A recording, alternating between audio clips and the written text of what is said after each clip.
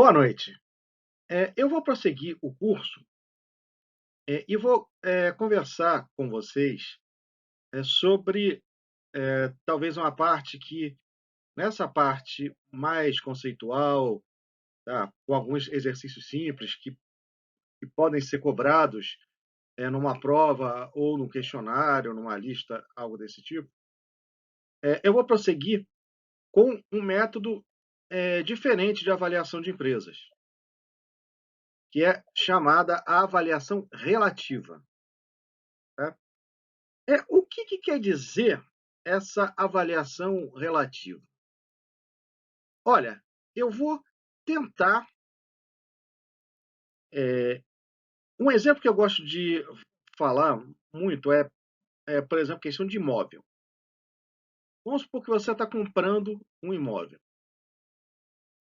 Você não tem a menor noção de quanto que vale um imóvel, num certo bairro.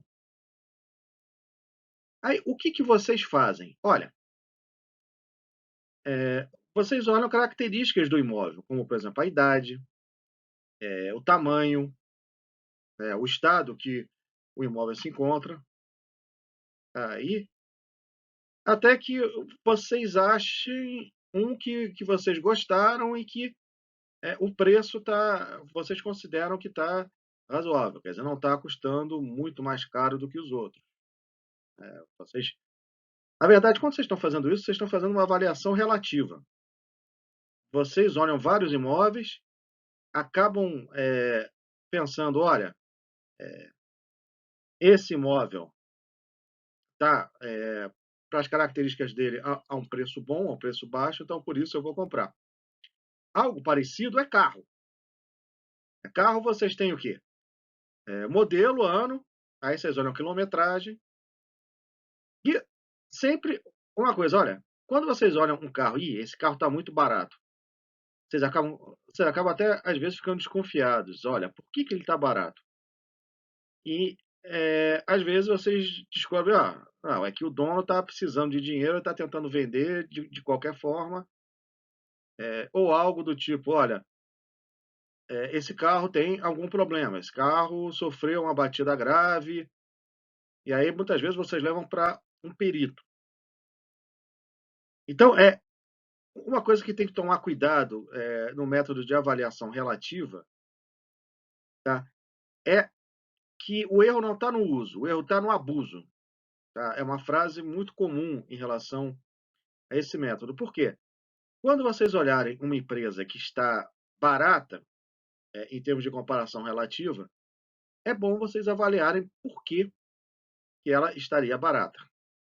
E às vezes vocês descobrem alguma característica operacional prejudicial dela que possa, ou ela assim: "Ó, essa empresa não está se modernizando, a perspectiva futura dela é que ela vai perder mercado", alguma coisa desse tipo. Então, é importante depois vocês tentarem, ter uma, não acreditar nisso como algo, eh, 100% certo, mas ter como base para alguma coisa. Essa precaução, inclusive, existe do outro método, que são os métodos de fluxo de caixa descontados. A pergunta que vocês fazem: "Ó, será que alguma suposição foi feita errada naquele modelo?". Aqui, a precaução é redobrada.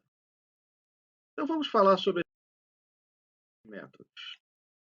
O que é avaliação relativa, também chamada, avaliação de múltiplo? O valor do ativo é derivado do preço de ativos que seriam comparáveis. O que são, ativos comparáveis? Empresas do mesmo setor, tá. E aí vocês usam alguma variável comum em, quer dizer, variável comum que eu falo é a variável que você vai ter a medição dela para cada empresa. E aí vocês tentam calcular os índices e comparar uma empresa com outra. Índice preço sobre lucro, quanto que a empresa vale comparada com o lucro. Índice preço valor contábil, índice preço-vendas, quer dizer, índice preço-receita. E aí, eles são utilizados para fazer as comparações. Então, primeira coisa, os passos feitos aqui, vantagem desse método, vocês não vão precisar fazer projeção de fluxo de caixa. Então, quais são os passos para avaliação por múltiplos? Identificar ativos comparáveis e obter os respectivos preços de mercado. Tá? Eu consigo preço de mercado de várias ações, e aí eu posso conseguir escolher um padrão de comparação, lucro, vendas, etc. Converter o preço de mercado em valores padronizados, através do padrão de comparação escolhido. Então, preço sobre lucro, preço sobre vendas. E aí você vai comparar esse múltiplo para o ativo sendo analisado com o dos ativos comparáveis, para ver se esse ativo está sub ou sobreavaliado. Então, por exemplo, fazer uma comparação entre as outras empresas, você olha assim, ó, as outras empresas no setor têm um índice preço sobre lucros de 10. O meu é 8. Então, olha, se ele deveria ser 10, a minha empresa estaria subavaliada. Então, mas aí, muito cuidado. Pode ser que tenha algum motivo dela estar subavaliada. Tá? Ela pode não estar com boas perspectivas no futuro. Tá? Então, vocês têm que pegar esse valor e tentar entender se realmente vocês consideram que o mercado está avaliando de maneira ruim, tá, ela está valendo menos do que deveria, ou se realmente tem alguma coisa que esse múltiplo não capturou que explica ela estar com um valor mais baixo. Tá? Então, aqui, mesmo se você preferir a avaliação de fluxo de caixa descontado, vale a pena apresentar seus resultados também numa base de avaliação relativa. Tá? Quando vocês fazem isso, vocês podem reforçar o que vocês estão propondo. Por exemplo, eu faço a avaliação do fluxo de caixa. A minha avaliação diz que a empresa deveria valer, a ação da empresa deveria valer R$ 40. No mercado ela está valendo 35. Aí eu faço uma avaliação relativa e mostro que, olha, os múltiplos dessa empresa também estão mais baixas do que as empresas do setor.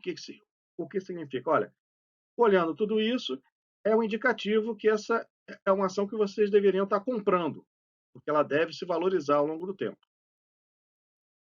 Tá? Também, a avaliação relativa pode ajudar a encontrar alguns pontos nebulosos na avaliação por fluxo de caixa. Né? Que é o quê? Olha, eu vou pegar esse preço da avaliação relativa, tá? E ele pode ajudar a entender, olha, se você está sendo muito otimista ou muito pessimista em relação a algumas suposições que fizeram em relação ao fluxo de caixa, que talvez vocês tenham tido esse viés. E aí vocês podem olhar, espera aí, deve, principalmente se ocorrer o quê? Se vocês pegarem uma avaliação de fluxo de caixa, o valor corresponder, por exemplo, a um múltiplo muito descolado da realidade do setor. Aí isso vocês quase certamente podem pensar aí, caramba, eu tenho algo que eu avaliei errado. E aí vocês podem usar isso para corrigir a avaliação de vocês. certo? De novo, o que eu comentei, o problema não está em utilizar, em usar, está em abusar, tá? Em você pegar o múltiplo, usar como valor é, exato, assim, olha, e meter bronca, não fazer nenhuma avaliação crítica. Cuidado. Tem o caso, por exemplo, que historicamente o múltiplo do Banco do Brasil em relação a preço em relação aos lucros, ele é muito mais baixo do que, por exemplo, de alguns bancos privados. Quer dizer, claramente existe um prêmio de risco que usam nos bancos públicos, com medo que em algum momento entre alguma diretoria que faça, diria assim, ações mais políticas do que técnicas. Tá? Então, não adianta vocês chegarem, pegarem de qualquer jeito a, alguma análise de múltiplos e, olha, e, e falarem, ó, está subprecificado, compra e não faz nenhuma análise. Isso não é uma prática correta, beleza? Então, aqui é importante na avaliação por múltiplos o que é o numerador e o que é denominador. A primeira coisa importante, tá? Você pode usar valor de mercado das ações ou valor de mercado da empresa. Aqui eu vou pegar algo de patrimônio líquido, eu vou até usar uma outra cor aqui, tá? E aqui, valor de mercado da empresa. Então, o numerador é sempre algum valor de mercado, tá? É, isso é o que você paga pelo ativo. Pode ser o ativo financeiro, que é a ação, ou poderia ser o ativo da empresa mesmo, tá? O ativo contábil. Dividido pelo que você recebe em troca. O que você vai receber em troca? Você vai receber lucros, você vai receber fluxo de caixa, você pode pensar até no valor contábil. O que é importantíssimo, tá? Por exemplo, você vai usar lucro, valor de lucro para o acionista é o lucro líquido. Eu estou fazendo a volta em vermelho porque esse cara está associado com esse daqui. Até saiu, fez a curva por fora, tá? Mas, quando é para a empresa, que eu posso usar o EBIT, o lucro operacional, tá? Posso usar lucro operacional, poderia usar o próprio NOPLAT, que é você jogar a alíquota de imposto nesse cara. Mas todas as empresas pagam mais ou menos o mesmo imposto, tanto faz uma coisa ou outra. Agora, esse cara, eu vou ter que comparar com esse. Tá claro isso? O que é acionista tem que ser com esse. Não faz nenhum sentido eu botar no numerador valor de mercado das ações e no denominador o EBIT. Por quê? Porque o preço das ações ele reflete o patrimônio líquido. Então, eu tenho que subtrair a dívida. Então, aqui não tem dívida, aqui tem dívida. Tá? Aqui é o lucro antes do pagamento da dívida. E aqui é uma medida do ativo depois do pagamento da dívida. Então, é a coisa, tem que comparar laranja com laranja, banana com banana.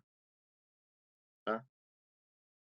Tudo que é referente a acionista, o denominador vai ter que ser algo do acionista. Tudo que se referir à empresa, e no caso da empresa, sempre que eu falo valor da firma, valor da empresa, eu me refiro, a não ser que eu diga o contrário, ao valor dos ativos.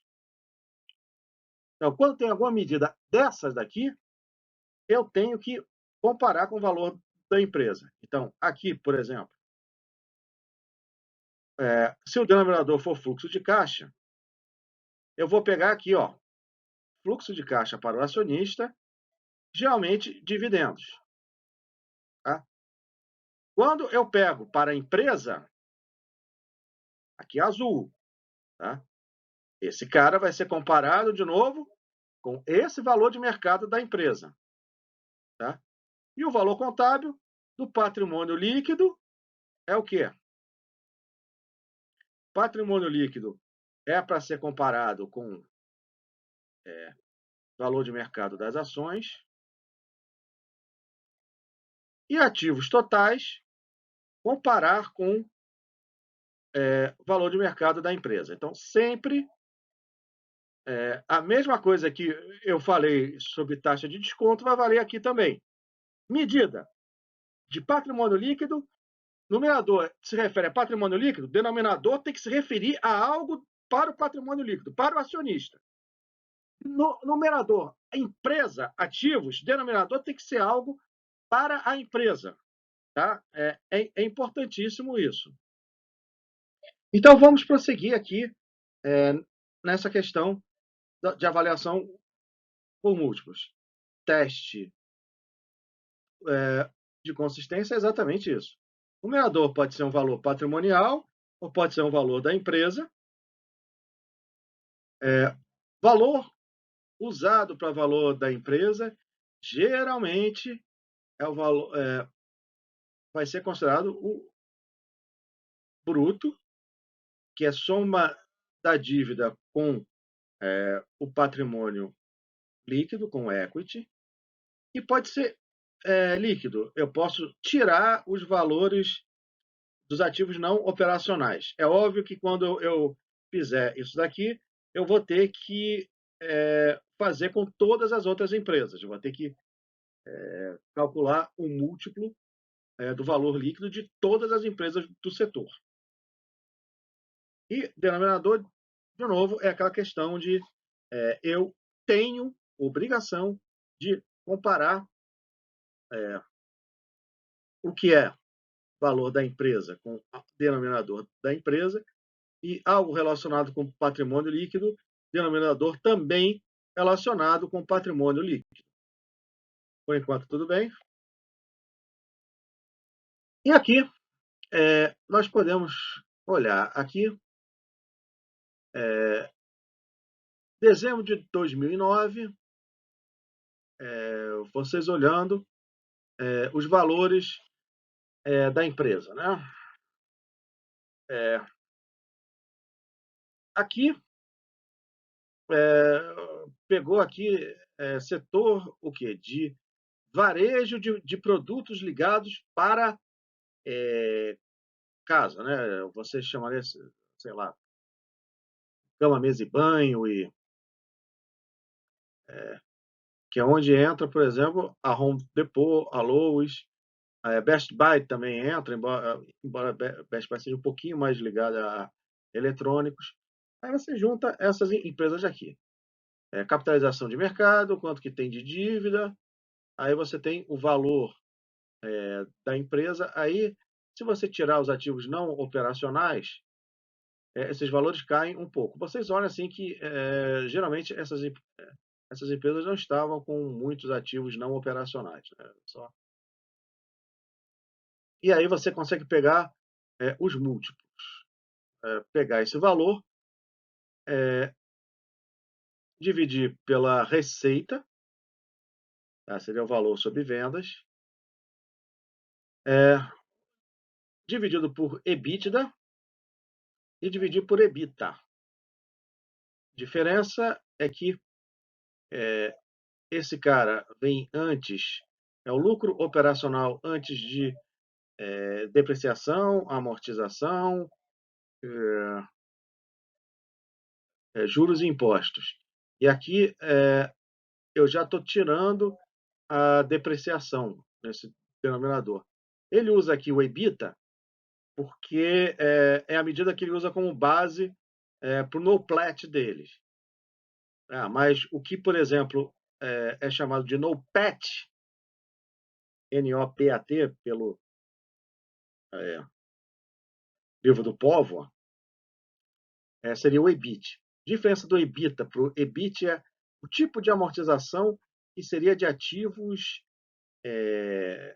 intangíveis relacionados com a compra. Geralmente é o que chamam de goodwill, que é um ágio que você paga na aquisição de empresas. Então, tanto faz EBITDA como EBIT. E aqui é a medida mais operacional ainda, né? Que não é utilizada diretamente para avaliação absoluta, mas você pode também comparar em relação a esse cara. E aí você pode, primeiro, pegar uma empresa e colocar aqui quanto que ela deveria valer se tivesse o valor médio. Tá? Aqui também tem mediana. Por que às vezes você usa mediana? Se tiver algum outlier, alguma empresa com algo muito forte, assim, desempenho muito forte, você pode trocar pela mediana para evitar que distorça muito o valor, né? Então, essa é a ideia que está por trás da avaliação por múltiplos. Você vê que é algo, a princípio, mais simples, tá? Do que a avaliação absoluta. Então, aqui, os cálculos, né?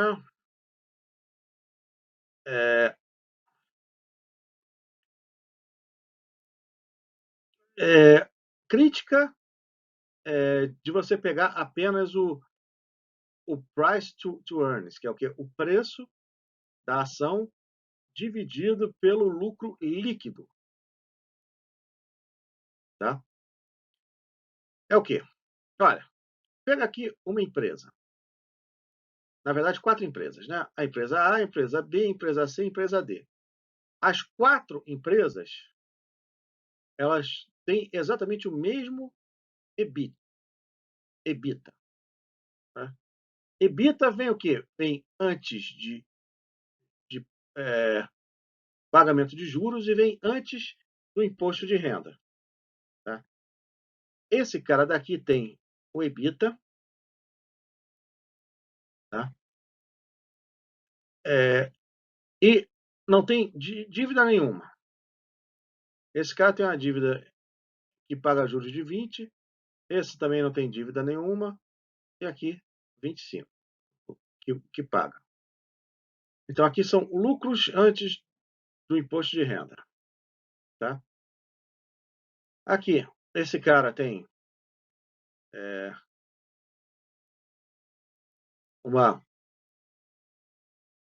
você tem pagamento de impostos, você vê que esse cara e esse cara pagam menos impostos, por quê? Porque eles descontaram na apuração do imposto o valor do pagamento de juros. Beleza? Ótimo. Então aqui você tem olha o valor de mercado de dívida e equity. Tá? Você chega nesse valor da empresa. Aqui, essa tem 1.000 e essa tem 2.500. De cara. Tá? Vocês olham aqui, ó, o valor da empresa dividido pelo EBITDA. O EBITDA de todas é 100. O valor da empresa é esse cara daqui. Você vai ter a empresa A valendo o mesmo, tendo o mesmo múltiplo que a empresa B, que é 10. Empresa C e empresa D é um múltiplo maior. Então, de cara, quais as empresas que estariam baratas sobre esse critério? De cara seriam as empresas A e B. Não tem papo. Obviamente são essas daqui. Agora, pode ser que isso daqui, na verdade, esteja refletindo que essas empresas elas tenham boas perspectivas de crescimento. Eu estou pegando coisas do desempenho atual, pode ser que essas empresas, no futuro, elas devam crescer mais, elas, consigam, elas vão conseguir melhorar o seu resultado operacional, tá. Então tem que tomar cuidado, daí você teria que olhar, os demonstrativos financeiros com muita calma para ver por que que elas são 25 e a outras 10. E aqui você olha, quando usa o price to earnings, na verdade você está distorcendo o valor. Você vê que operacionalmente a empresa A e a empresa B, elas são bem parecidas, mas por causa da estrutura do cálculo você está distorcendo. Então aqui você falaria que a empresa B tá mais barata do que a A, quando na verdade as duas, se comparada com as operações da empresa, valeriam a mesma coisa. Tá? A única coisa aqui, essa empresa,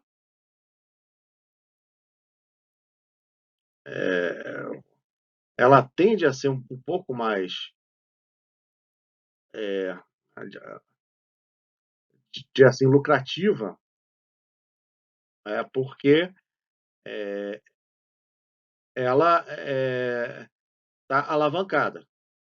A empresa B ela tem mais risco do que a empresa A. Tá? Então, aqui é uma crítica, não se esqueça que tanto o pessoal da McKinsey quanto o da Modaran, eles são entusiastas do fluxo de caixa livre da empresa, porque para não ter que ficar modelando a questão de pagamento de dívida, né? O pagamento de dívida, a emissão de dívida nova. Então, se eles querem ser coerentes com o que eles pregaram, você tem que usar valores relacionados com o valor da empresa, em vez de valor do patrimônio líquido. Então, aqui, por exemplo, você olha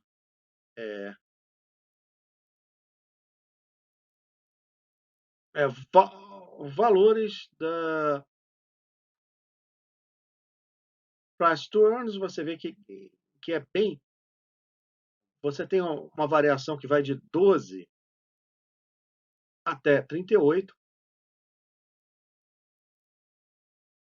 Quando você vai no setor farmacêutico, você tem a grande variação quando você pega, porque cada empresa tem a sua alavancagem. Você, quando pega empresas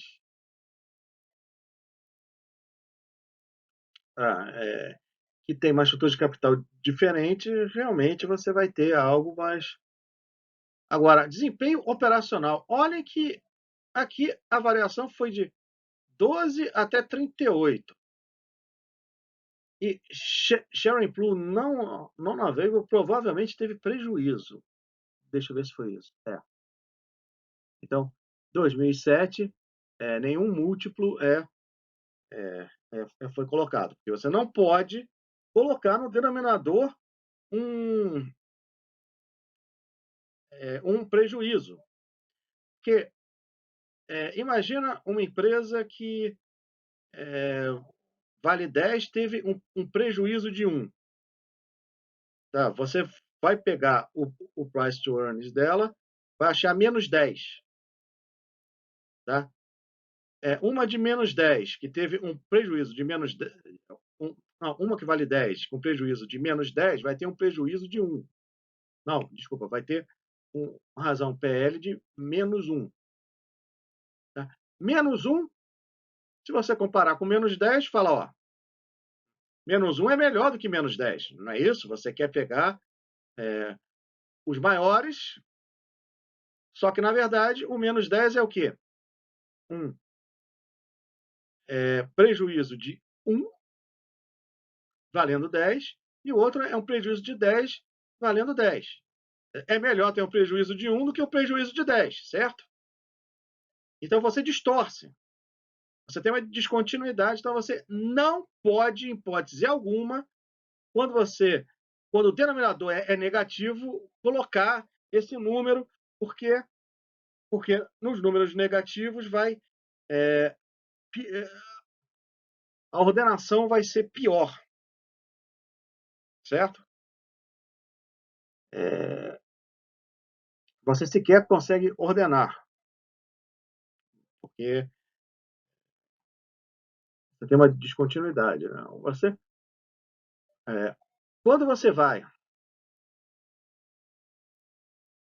é, essa descontinuidade, você pode pensar a função 1 sobre x, por exemplo. Como é que é a função 1 sobre x? Você tem esse gráfico aqui. Nos valores positivos, ela tem essa cara aqui, e nos valores negativos, ela tem essa cara. A descontinuidade em zero, o limite, quando você vai para zero com valores positivos, o limite no zero mais vai para mais infinito, e o zero com valores negativos vai para menos infinito. Então, você tem uma quebra aqui. Você só pode usar esse múltiplo nessa parte daqui. Então, é por isso que o Sharing Pool está indisponível. Tá? Então, olha aqui. Valor da empresa sobre o EBITDA. Quando você vai para o desempenho operacional, você vê que a variabilidade ela é muito menor. Você pega essa daqui que teve o múltiplo mais baixo, você compara com essa daqui. Então, claramente o quê? Claramente você já tira essa distorção da dívida e você vê. Agora, cuidado. Aqui não é mais relacionado com o preço da ação. Você tem que calcular o valor da empresa ou o valor bruto, que aí vai ser dívida mais equity, valor dos dois, e subtrair, se eu quiser, o valor líquido, o que seriam os ativos não operacionais. Só que aqui, quando você faz a projeção forward looking para 2012, e você pega o múltiplo em relação ao que está estimado para 2012, só que, obviamente, está estimado 2012, você já tem que fazer o lucro estimado para 2012, você já tem que fazer aquela projeção, não tem como. E aí você vê que os valores estão muito próximos um do outro. Tá? Aqui seria uma regressão. Você pega as ações do múltiplo de receita e faz na margem. Tá? Por que você faz essa regressão regredindo em cima da margem? Tá? A margem do EBITDA, né? A margem operacional. Olha, porque as empresas que valem mais, elas deveriam, as empresas que têm margem maior deveriam valer mais, certo? O valor da empresa, de onde vem a fonte de valor da empresa? A fonte de valor da empresa é você conseguir ter operações que rendam uma receita maior do que os custos. Tá? E à medida que vai pegar isso, né? Essa margem operacional lembre-se da aula anterior, né? Que as fontes são margem operacional e giro. Você tem esse cara daqui e aqui o múltiplo. Aí de cara vocês podem regredir aqui. E aqui os que tiverem abaixo estão o quê? Estão com preço abaixo do que o explicado pela margem. Aí, por exemplo, esses dois carinhas daqui, eles podem ser caras que estão subavaliados, ou podem ser que, olha, o setor desses caras, eles estão conseguindo agora a margem, mas a ideia é que esse produto vai começar a entrar em decadência. Eles não vão conseguir sustentar essa margem no futuro. Tá? Então, essa é a ideia. Então, primeira coisa, razão preço sobre valor contábil. Ele é definido como a razão entre o preço do patrimônio líquido, capitalização total e o valor contábil. Obviamente, eu posso ver o seguinte: se eu dividir pelo número de ações, tanto o numerador como o denominador, eu vou ter, eu vou ter o quê? Eu vou ter o, essa mesma razão, tá? Porque se eu multiplicar ou dividir o numerador e o denominador, obviamente, pelo mesmo número, eu vou continuar tendo, a não ser que seja zero, né, qualquer número, eu vou continuar tendo a mesma relação. Então, aqui pode ser o preço da ação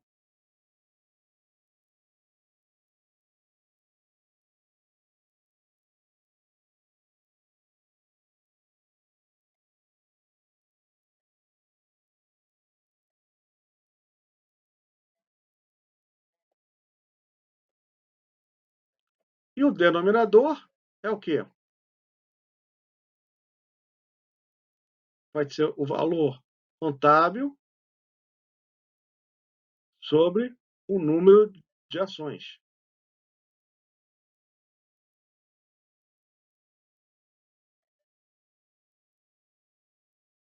certo? Esse cara daqui é o mesmo esse cara daqui. Então, esse é o primeiro índice aqui. Tá? E aqui você tem várias empresas. Tá? De novo,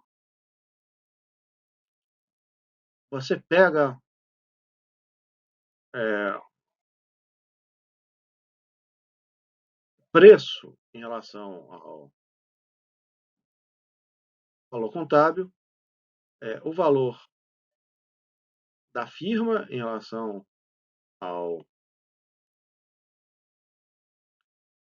valor contábil do capital, e aqui é o valor da empresa dividido pelo valor investido do capital. Ah, aqui você pode olhar vários países assim, e você pega aqui, olha, Estados Unidos tem a maior relação, Austrália, Nova Zelândia e Canadá vem logo atrás, e aí quando você vai para Europa, mercados emergentes, ele cai bastante.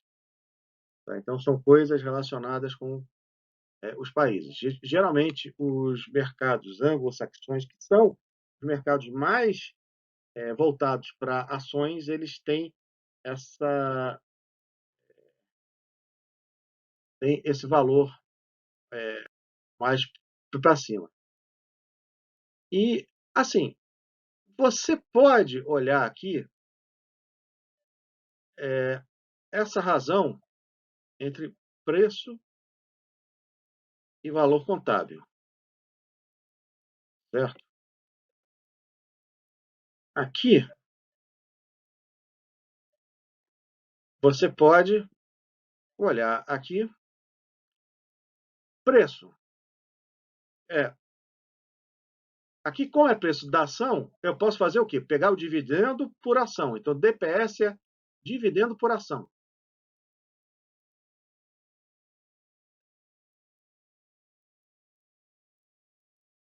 Por ação.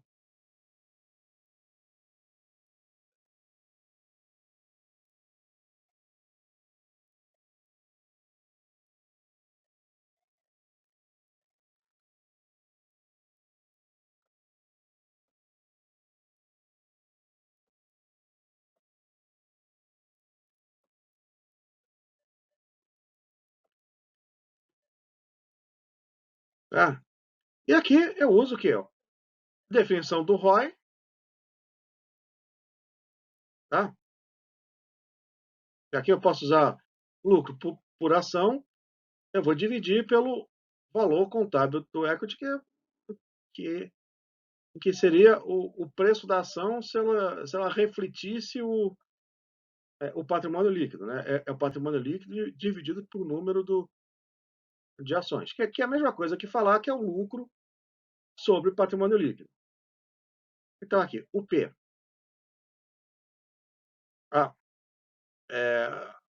valor contábil vezes ROI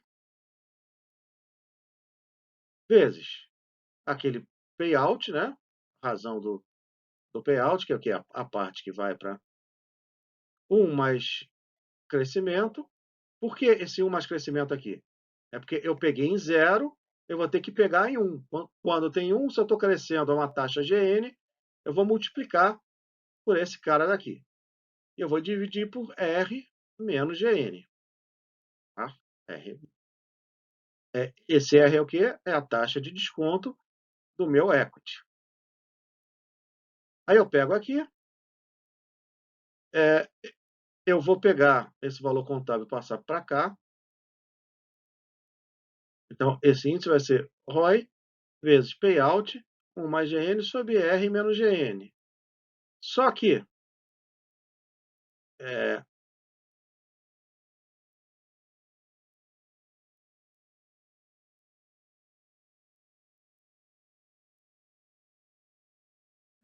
se ele é usado